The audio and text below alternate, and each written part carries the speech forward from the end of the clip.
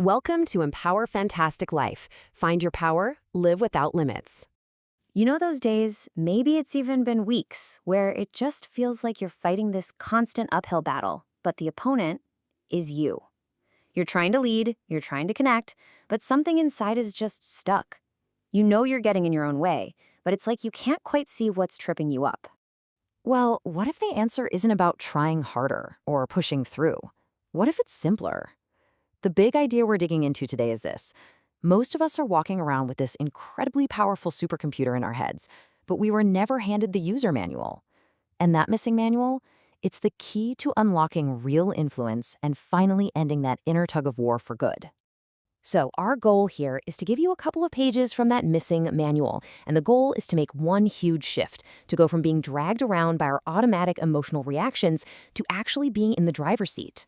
Look, this isn't about ignoring your feelings or pretending they don't exist. It's about understanding why they show up so you can finally start working with yourself instead of against yourself. Okay, so the first and honestly the most game-changing idea from this manual is about our mental autopilot. We all have one, and we tend to think it's the things happening around us. You know, the stressful project, the tough conversation that cause all our anxiety. But here's the secret. It's not what happens to us. It's how our brain automatically interprets what happens. Let me give you a classic example. Picture this. You're in a meeting, you've worked hard on your numbers, and a colleague pipes up and questions your data. Instantly, that autopilot brain, the one running on old, unchecked programming, goes into red alert. The immediate thought is, they're attacking me. They want me to look stupid. And just like that, you're defensive, you're stressed out, and your anxiety skyrockets. But what if, in that split second, you could just hit pause? What if you consciously chose a different story?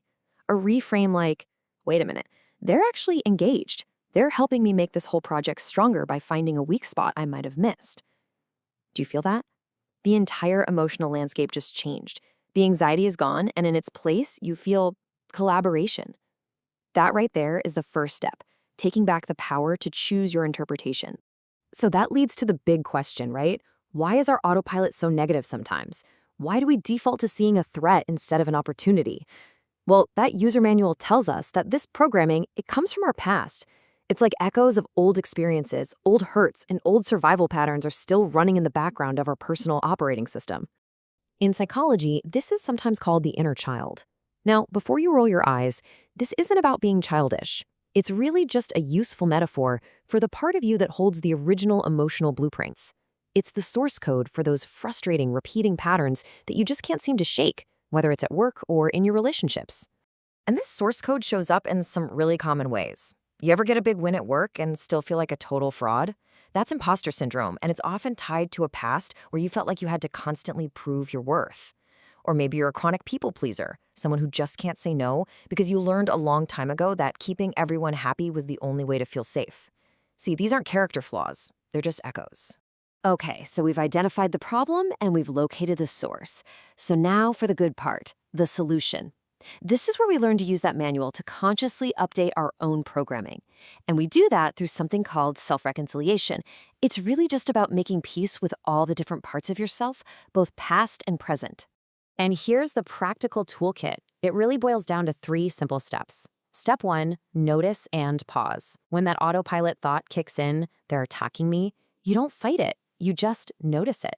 You press pause. Then, step 2, self-compassion. Instead of beating yourself up for feeling defensive, you treat yourself with the same kindness you'd give a friend. And step 3 is where it gets real. You learn to communicate with healthy boundaries, to say no when you need to protect your own energy. And here's the thing that might surprise you. This inner work has a massive external impact. Self-compassion is not selfish. In fact, it's a leadership superpower. Because when you can accept your own flaws and stop that war inside your own head, you suddenly have a much greater capacity for empathy. You can empower your team or your family from a place of genuine stability, not from a place of desperately needing to prove you're good enough. Ultimately, all of this, it's not just about feeling better in the moment. It's a long-term investment. It's about building a tangible asset for your future, something we call your psychological capital. Psychological capital sounds a bit academic, I know. But think of it just like financial capital. It's your inner wealth. It's the resilience, the emotional stability, the self-trust that you can draw on when life throws you a curveball. It's the deep well of resources that lets you take smart risks and pursue huge goals without burning out. And just like any good investment, this stuff compounds over time. It is not a one-and-done kind of deal. Every time you choose to pause instead of react, every time you choose kindness over criticism, you are making a deposit into this account. And as you can see, consistent practice builds this incredibly deep well of inner strength that you can rely on year after year.